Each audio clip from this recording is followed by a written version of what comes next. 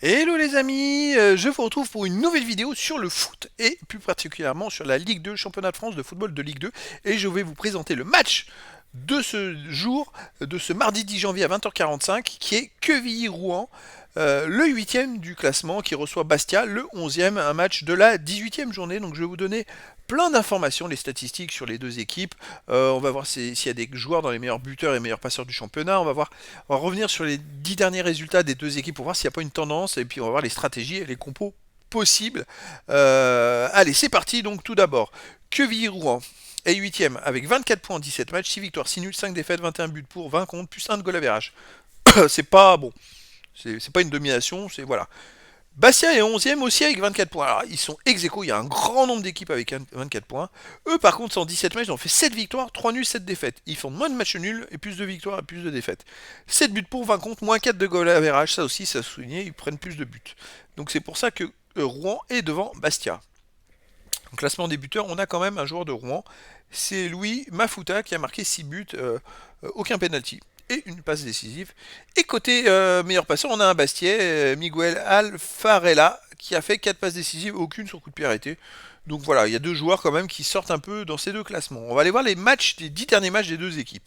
Quevilly-Rouen sur les 10 derniers matchs, c'est 5 victoires, 3 nuls, 2 défaites, 14 buts pour, 8 contre, plus 6 de goal average.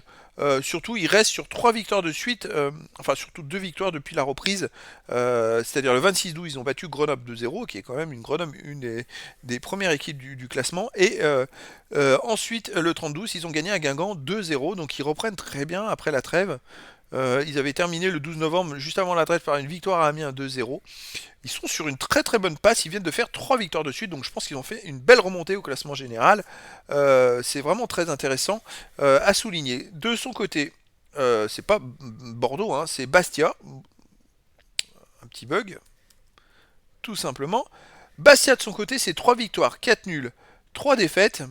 Donc sur les 10 derniers matchs, c'est vrai que Bastia, c'est assez, on va dire, c'est assez équilibré. Alors, en plus, ils ont fait 8 buts pour, 8 contre, c'est 0 de goal average. C'est assez équilibré, mais sur les derniers matchs, alors, en 32e de Coupe de France, ils ont gagné au tir au but contre Évreux. Ils avaient fait un partout à Évreux. Pour les deux journées de reprise, ils ont joué deux fois à la maison. Ils ont gagné contre Caen 1-0 et contre Valenciennes 1-0. Alors, ils ne marquent pas beaucoup, mais ils gagnent les deux matchs. Le match de 8 tour, ils avaient gagné 3-0. Avant, ils ont perdu. Voilà.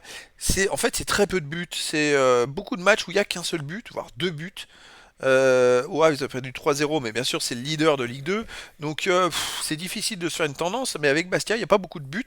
Ils viennent de gagner les deux matchs aussi, comme Quevilly, qui a gagné ces deux matchs. À la différence près, c'est que Rouen joue à la maison. Donc je pense que ils sont favoris pour ce match-là. Alors, est-ce qu'il va y avoir beaucoup de buts quand on voit les scores? Déjà que Rouen, il n'y a jamais plus de 2 buts si à Sochaux et contre Nîmes. Mais sinon, voilà. Et puis pour Bastia, c'est pareil, il n'y a pas beaucoup de buts. J'ai l'impression que ça va être un petit match avec pas beaucoup de buts. Alors j'espère pour les supporters qu'il n'y aura pas 0-0. Mais en tout cas, la tendance s'annonce pas un gros score. Allez, on va aller voir les compos d'équipe et les stratégies. QI, c'est du 4-3-3. Gardien Lomet, en défense Cissé, Youssef, Sissoko et Sissoko. Au milieu, Gbel, Pierret, Sangaré. En attaque, Bangré, Mafuta et Soumaré. Et côté Bastia, c'est du 3-4-1-2. Un peu comme leur victoire des 10 derniers matchs, 3-4-3. En gardien Placide, en défense Guidi, Ndiaye, Senati, en milieu Tavares, Camara, Vincent, Kerkop, pardon. En mi-offensif, Salamonge. Et en attaquant Alfarella et Santelli. Donc oui, une stratégie. Moi, c'est un peu étonnant cette stratégie qui est si peu de buts avec eux. Parce que je trouve que c'est plutôt offensif. Et en finale, ils prennent pas beaucoup de buts.